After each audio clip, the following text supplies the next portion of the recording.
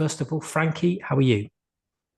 I'm doing very well, George. I'm in a good space, good headspace. The sun's out, my guns are out.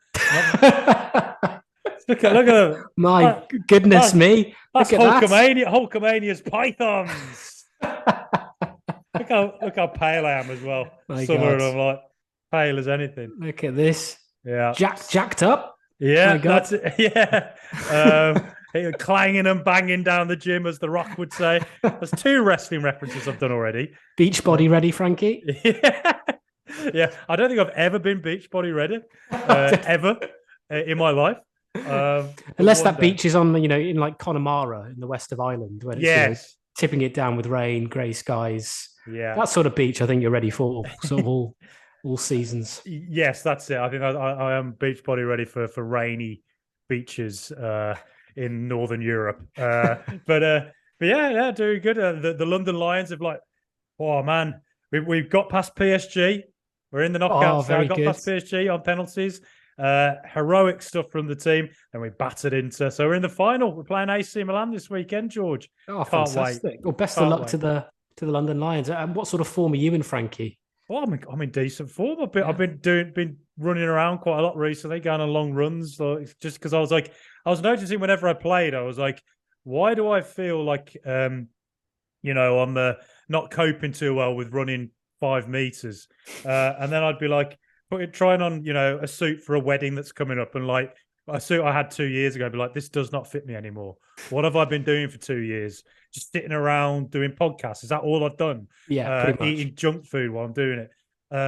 So needed to get fit again. So I've been doing a lot of 5Ks and loving it. Like back playing. Just love it. It's just good vibes, good feeling. But George, hey, you went to the Netherlands to play football. And I am I did. right in thinking you played somebody who was in like the second division of German football? Is this Yeah, true? that's right. So I may have mentioned this on previous shows, but every year, at least I've tried to go every year to this very small village in Holland called Midvoud. It's a long story why we go there. I won't bore you with the details, but this team from the UK, including myself, go over there and play against a lot of other Dutch teams. We are the only non-Dutch team. So we played in this tournament over there. We did pretty well. In a league of 8, we finished third, which isn't too bad considering these are legit teams, and we're sort of a team that's cobbled together just for that weekend.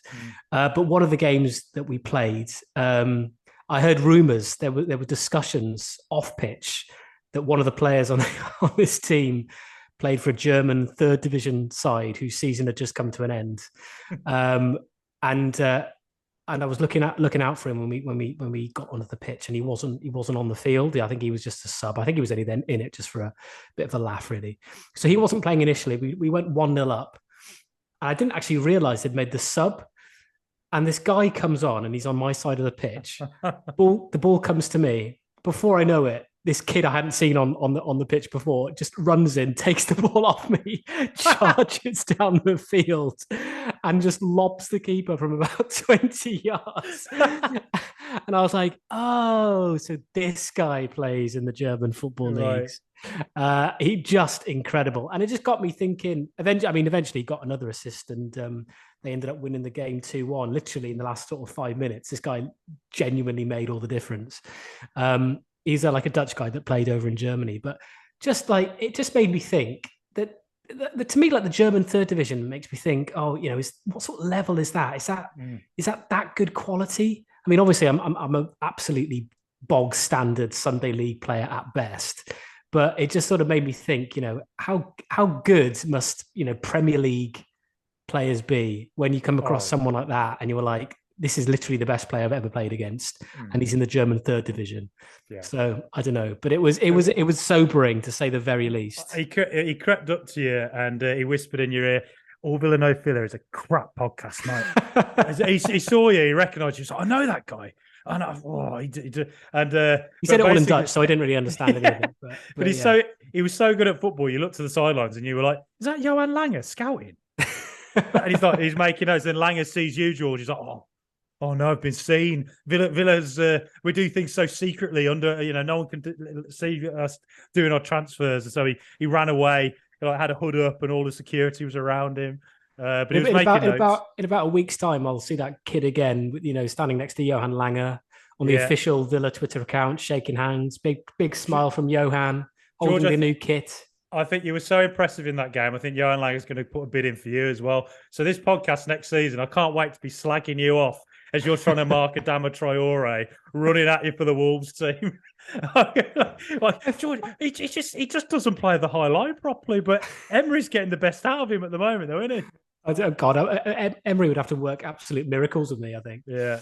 Have you ever played a professional before? Anyone who's no, I haven't. But Frankie, I know in your younger days, you played against some decent, high quality opposition. Yeah. Well, I think that the player that stood out the most, Joe Hart. Absolutely, a goalkeeper.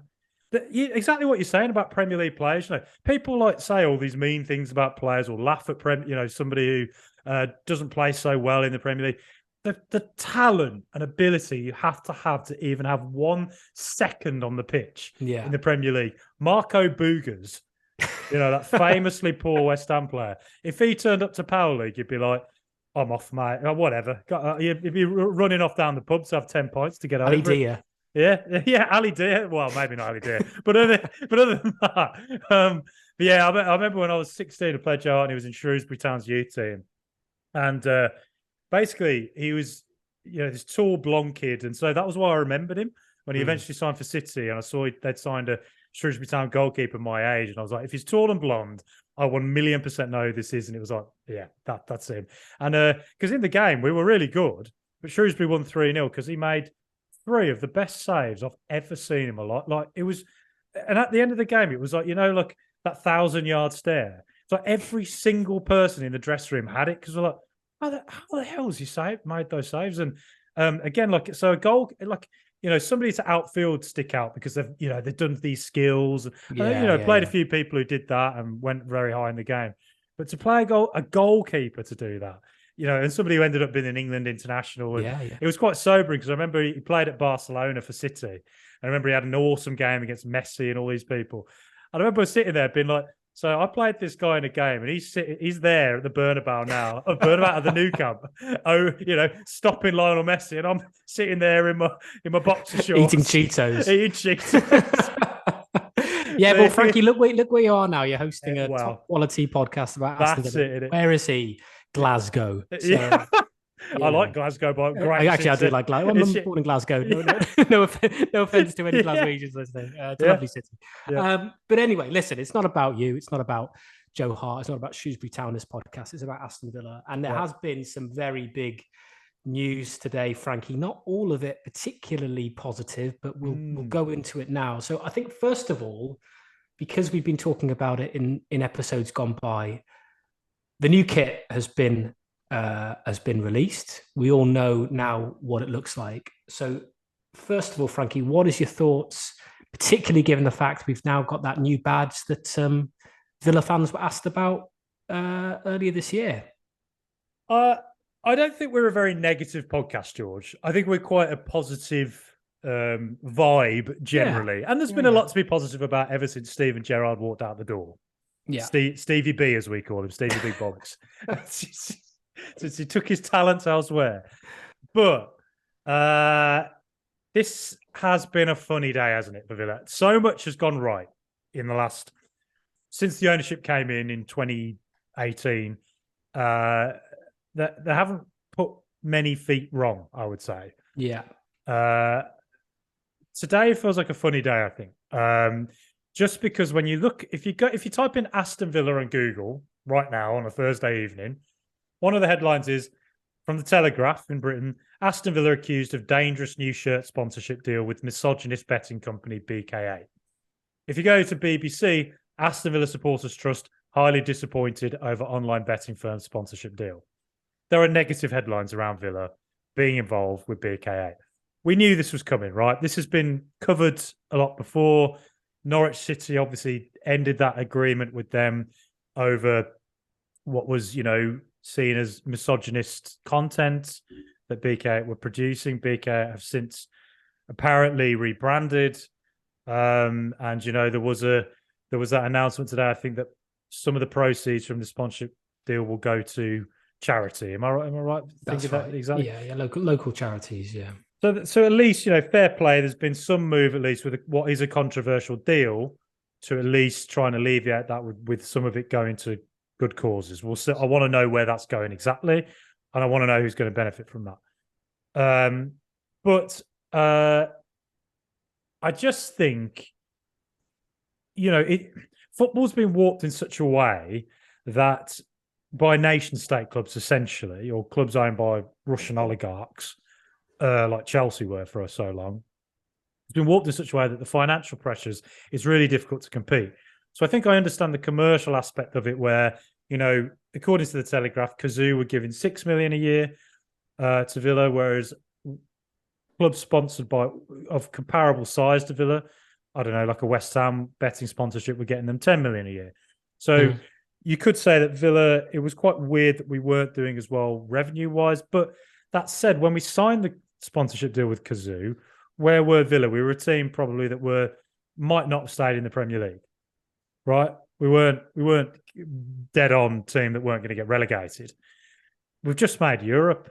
So you'd think that Villa would have a better chance of getting a higher sponsorship deal outside of a gambling company than what we have done, because obviously the gambling sponsorship is going to come to an end in, I think it's the 25-26 season. Well, what I would say to that is basically reportedly the deal was signed with BK8 in January. So obviously, yes. and Christian Perslow was chief executive then, of course. So that was before, Europe, obviously, well before Europe, and things might be different if we were signing a contract with another company now. But at the time, I think Christian Perslow clearly was looking at an opportunity for the club to make money. That was his sole interest, and almost kind of regardless of the moral issues with it, potentially. I think he was just interested in generating money for the football club, perhaps. Yeah, and I guess at the end of the day, he would say that was his remit. Yeah. But it just feels like an own goal that never had to be made. And I'm sure Villa could have got another sponsorship deal. That's just my opinion on it. I think £1 million here or there, it's one marvelous Nakamba. Do you know what I mean? It's not, I don't know. I just think that considering the negativity that was around the Norwich. Yeah. Like, is it worth it? Deal? Yeah. Is it worth it? And knowing that betting companies are not, generate such controversy now, much more awareness about it, and also the fact that they're not going to be on Premier League shirts in a couple of years anyway. This feels like one final grasp of getting the cash in before that happens. And I think I understand the financial imperative of it. I could see that sort of cold light of day argument, but also, like, is it worth it for Villa in the sense, like, what does it cost you elsewhere? And do other companies then want to be associated with you? Or I don't know. I just think, even just looking at it aesthetically on the shirt, it doesn't look good. Even looking at it in that sense, it doesn't look good on the shirt. It looks budget, and it's a massive shame, really, because, as I mentioned at the start, this was the kit which was going to have the new badge, which has got its own issues, which we will go into in a moment. Yeah. But it was an opportunity to release a really kind of stunning kit, which would include an aesthetically pleasing sponsor, not to mention a sponsor that perhaps isn't so, as I mentioned before, morally dubious. And it just feels like a big kind of missed opportunity, particularly given the feel-good factor around the club. At every opportunity you want to capitalize on that, don't you? But it feels like we've sort of gone a step backwards, and it's obviously culminated in this statement released by the Villa Supporters Trust, saying they're highly disappointed, and they call it a cynical last-minute attempt to scoop the financial gains before gambling sponsors are taken off shirts by the end of the 25-26 season, which it's difficult to argue against. I would really hope that the club respond. I think it would be great, in the interest of transparency, for them to explain the reasons behind the decision to go with BK8. That would be a really refreshing move. And it'd be interesting to hear from Chris Heck. I mean, he's come in. I haven't heard Yeah, much from yeah, him. This would be a good opportunity for him to say either, this deal was signed before I arrived. I didn't have a chance to view alternatives, but going forward, it's not something I would like to do. Just to let you know. But yeah, I suppose hopefully maybe in the next 24 hours, 48 hours or so, we might hear something. I'd like to think we'll hear something, but I just don't know. I mean, it's difficult, the deal's signed now, so they can't just go out and be like, Yeah, it's a 3-year partnership, isn't it? But it's one of them, like, look, I'm not, I just feel, it just feels like these negative headlines never needed to happen. Yeah, is the way I would put it, and I don't know what that costs you elsewhere. And it was perhaps naive to think that they wouldn't happen. Yeah. If Purslow and Christian Purslow has done some great things for the club, and we talked about him previously, I think he'll leave with a decent legacy at Villa, to be honest. Yeah. But you'd think he's a smart guy. You'd think the headlines and negative backlash would be inevitable. But as you said, maybe his one remit and one remit only is to generate income for the club, and everything else kind of be damned. I hope that's not the case, but perhaps that was first and foremost in his thinking, and he had the blinkers on to everything else. Maybe, yeah. I think I'm kind of with the supporters trust really just on it. They probably just vocalize it better than I can. What I think on it, but I also, I understand the financial imperatives, and I understand that the Premier League is just such a difficult place to compete in. Yeah, and when you've got the top 8 and you have clubs that are owned by countries that are sponsored by companies that are based in those countries, well, I can understand the it's hard. It's hard to take the moral high ground, isn't it? Really, in the climate as it is, particularly in the Premier League, when there's lots of other issues to do with lots of other clubs, to do with financial issues, sponsorship.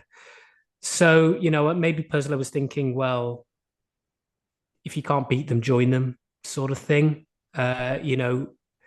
It's sort of any club that are without sin cast the first stone sort of vibe. Not saying that's great. I mean, I would have loved us as a club to take a high ground, take a moral high ground, and go with something else. Obviously, we had that amazing Acorns sponsorship going back about 10, 15 years, which was great. And people love those shirts now. I think they've really stood the test of time.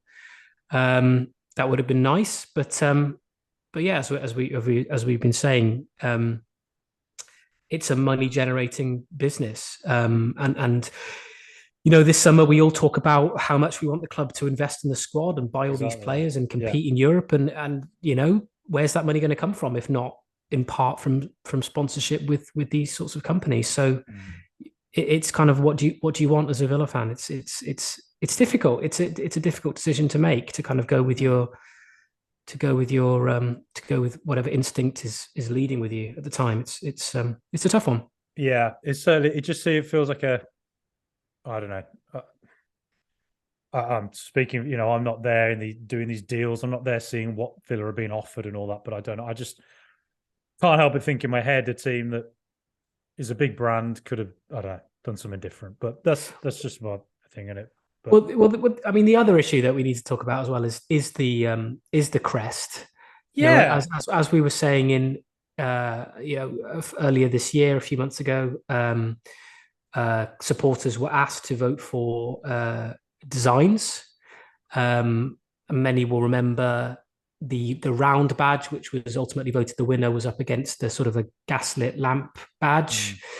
And the round badge won out. Obviously, lots of links to the 1980s with that one, and the European Cup winning side, and all that. However, the club have confirmed that I don't know whether to call it the old Crest or the current Crest. The Crest we were using last season will remain visible on social media channels and around the ground. And the new badge will only be available on the kits and the training tops as well. So, which kind of leads me to believe that the new marketing team, perhaps led by Chris Heck, don't approve of it, or at least want to see how the round badge goes down internationally, perhaps. Yeah. I don't know. It's interesting. Again, a bit of transparency around that would be appreciated. Yeah. I think they have said that there will be another kind of review, perhaps towards the end of this coming season. Yeah. So we'll wait and see on that one. But again, it's just this strange.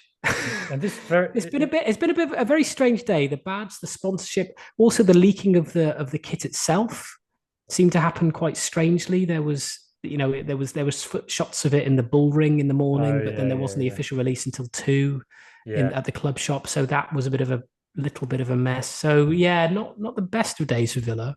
Yeah, I mean, as I say, we're not a very negative podcast, I don't think, and I think there's so much going right at Villa, but I do think if you're to look at it logically and to think they also, apparently this badge now will be paying tribute to the club's European Cup triumph, and I'm like, well, it's not like a 40th year anniversary, or no, it's like it was 41 years ago, everyone. That famous 41 years. Like, what?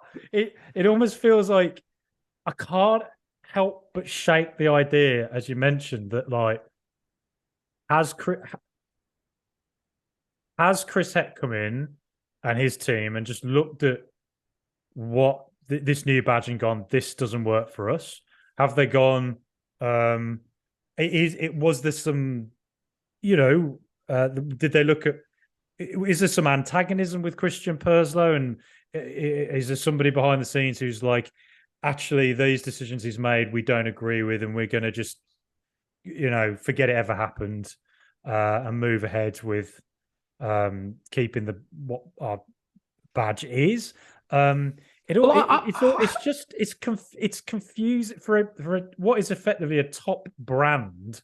It's very confusing to have this happen, and I can't help but think that somewhere behind the scenes there's real disagreement about something that maybe the old CEO did. That's just if I was to guess. Well, I wonder. Again, I don't know the man. I'm just going on sort of some reports and my general sort of vibe of him when he speaks. But Christian Perslow strikes me as someone, again, I appreciate a lot of the stuff he's done for Villa, but he strikes me as someone who likes to make a name for himself in terms of making big decisions. And I wonder whether the rebranding of the badge was again kind of his idea. And he wanted to leave a legacy, I guess, to say I was the man that changed the badge. I was the man that sort of led the regeneration of Villa Park. Do you know what I mean? And again, as I say, we're very appreciative, particularly of the ideas around the stadium. Oh yeah. But I wonder whether maybe in Chris Heck's mind, Perslow maybe took a step too far in the rebranding of the badge. Badges. I'm not a massive fan of changing badges all the time. Yeah. I think you look at a club like Man United, a very successful team. They've had the same badge for a long, long time. Liverpool very, very rarely tinker with their badges, and if they do, they're very subtle changes because the badge is so much to do with the identity of the club. And the first thing you think of, when you think of a football club is the crest. Yeah. So you don't want to play around with it too much and create a confusion, which is why today feels like a big issue, because if we are going to promote the club, particularly the season when we're in Europe for the first time in 15 years, you don't want people outside of the UK to get confused about who Aston Villa are, what they represent, the visual look of the club. Confusing. It is confusing. So it's come at a very unfortunate time. This sort of this kind of insecurity around the branding of the club. And again, I just hope that someone within the club high up can come out and speak to the fans and let them know the decision behind it in a bit more detail than beyond kind of a few words in a statement. Yeah. It's just it all just yeah, just feels very confused. Which is not somewhere Villa. I mean, Villa have been very competently run now, really, since 2018. We've endured some terrible owners, Dr. Tony and his weird tweets. Hi, mate. But this ownership's been very generally very good. I would say. But this just seems like if I think for any brand, what if I don't know, like a fashion brand had one logo for something and then another for another? It's a bit strange. And personally speaking, on the badge itself, I mean, even on the shirt, the badge, the lion faces one way, and then on the back of the shirt, there's another lion facing the normal way. So it's like it's kind of confusing. I don't mind the shirt itself. I'm fine with it, whatever. But it's just I don't like the logo look on it. I think the logo looks bad. Yeah. Sorry, the sponsor logo that is logo, yeah. looks budget. But as for the crest, I never took to it. If I'm honest, again, I sound so negative. This is really not what we're about. But I appreciate that there was fan consultation, right? Rather than just plowing on and do what I want to do. I didn't really like either particularly. I went with the gas lamp one just because I thought it was a bit more unique and closer to the. I've only ever known the Shield. I started supporting Villa in 1992. The Shield's all I've ever known.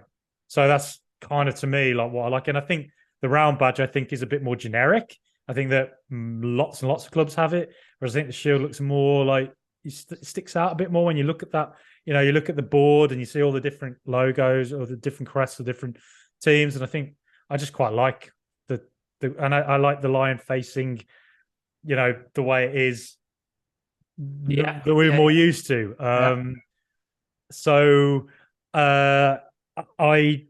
if they're having second thoughts about this badge, I am kind of the opinion that just I don't know. I prefer the badge as it has been for the longest time, and I think Villa traditionally, from the very founding of the club, have tended to be a shield. But I think if people, at the end of the day, the fans did vote for this rounded badge, so I can't go against that really. And whatever it is, I'll always support Aston Villa no matter what. But I don't love the way I particularly don't love the way the lion faces. I find it weird aesthetically. But oh God, I'm so sorry, George. I'm so sorry that we have turned into we sound like the moaning. We haven't. No, I don't think so. I mean, these are all. These are all personal opinions on the aesthetic look of the badge. I mean, I think it looks nice enough. It's quite clean. I do think it does stand out. The colours are quite vibrant, and it does obviously hark back to a successful period in our history. Unlike you, obviously, growing up,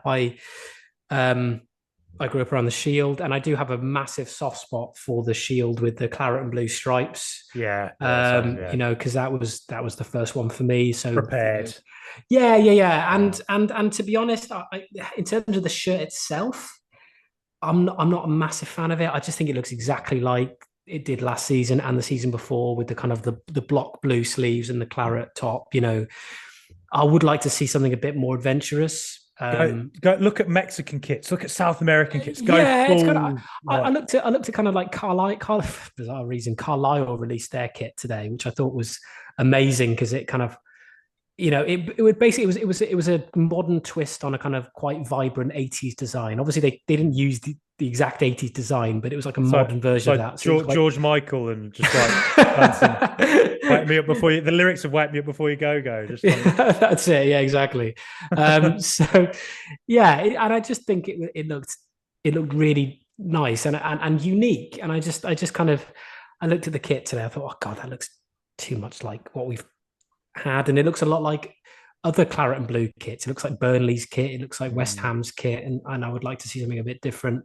But who knows? I mean, maybe from your opinion, Frankie, it's quite good that they're perhaps reevaluating the Crest, and maybe next season we might have a new one again, or go back to the old one. I'm not sure, but I think they have to make a decision either way, and because the kind of the insecurity around it, and the confusion as well, is it's not great for the club, is it? So one a decision has to be made one way or the other. George and I could be getting hot and bothered in the spicy question. And today, George, I put to you, the man Monch has arrived. Yuri Tielemans has arrived. What have you made of Aston Villa's summer so far? Well, it's a difficult one, Frankie, because I boil it down to off the pitch stuff and on the pitch stuff. I mean, off the pitch stuff, as we've just been talking about at great length, today is I think has been a bit of a downer. It has been a bit disappointing that there has been this backlash to both the kind of the sponsor, the kit itself, and the bad situation. I think all of it has been a bit disappointing, particularly given a lot of fans were really excited about this particular kit reveal.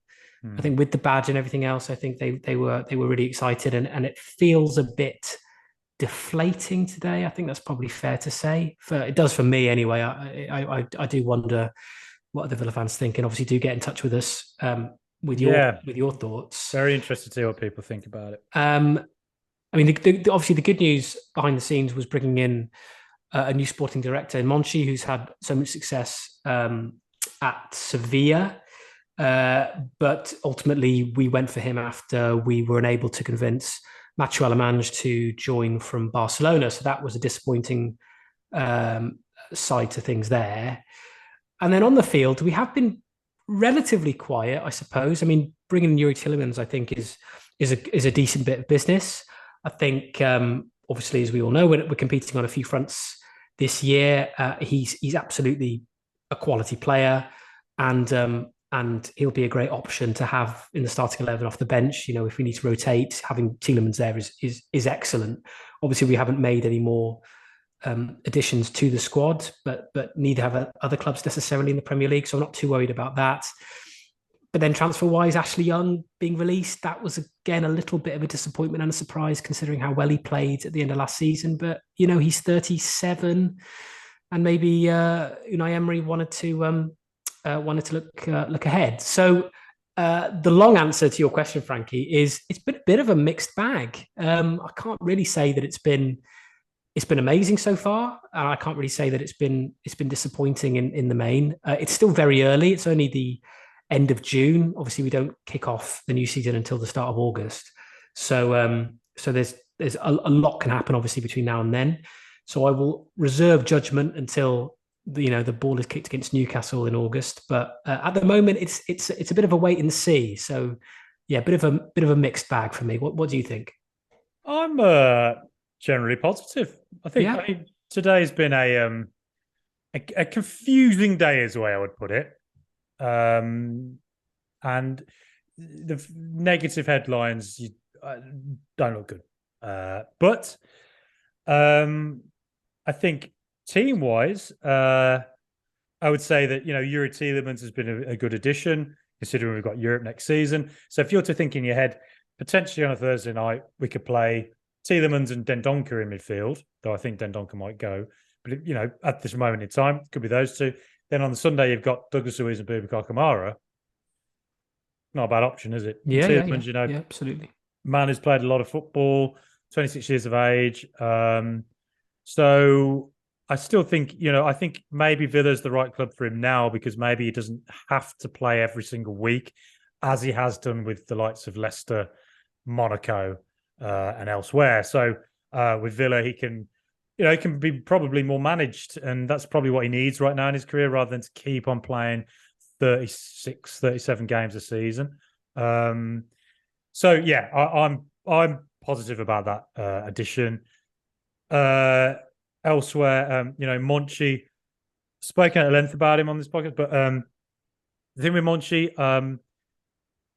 big name. I would not have imagined, that he was somebody who would end up at Aston Villa, to be honest. In all the years I followed La Liga, in all the years I followed Sevilla's success, to think that, not so long ago, Monchi and Unai Emery worked together, and it was 3 years of 3 Europa Leagues. Great. He had a bad spell at Roma. Roma's a unique club. Roma has its own culture.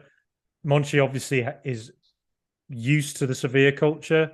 Going into Roma, trying to do your own thing, making poor signings like he did with Javier Pastore, 29 years of age, big money. That was poor. He made some, and he himself said he made mistakes at Roma. Though he did make a couple of good signings as well.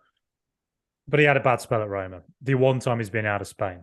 But to come into the Premier League now, obviously it's a different environment to La Liga, and a different environment to Sevilla. But he's coming into work with a manager who he knows in Unai Emery. And Unai Emery is working with someone behind the scenes who he knows more intimately. And he probably, it gives him the comfort to achieve what he wants, you would say. And they probably will target similar players, have an evaluation and a similar outlook on players, which is helpful. No confusion there. So I think that I have cautious optimism on Monchi, and I'm hopeful that he will make signings that will, in the long term, probably be players that can be sold on for good money if there needs be, or bring in players that Emery specifically wants a type of player, and Monchi will go and get him. So I think communication-wise, it's good for Emery. It doesn't always help, or it doesn't always work totally back in the manager, but it just, I don't know. I think from what I can see, there'll be good communication behind the scenes, hopefully, between the likes of Monchi, Vidagani, I think is the other guy who's back there, and Unai Emery. So I don't think you can go at Villa for that. I think it's a positive thing. Just looking at it from the outset, it might not work, but I think you can't deny the ambition, basically.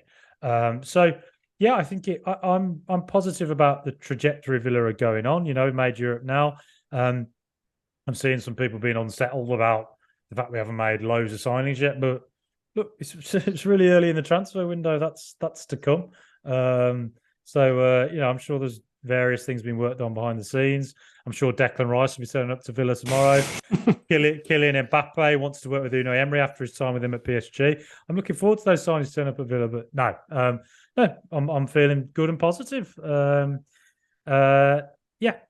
positive about the direction of Villa at the moment.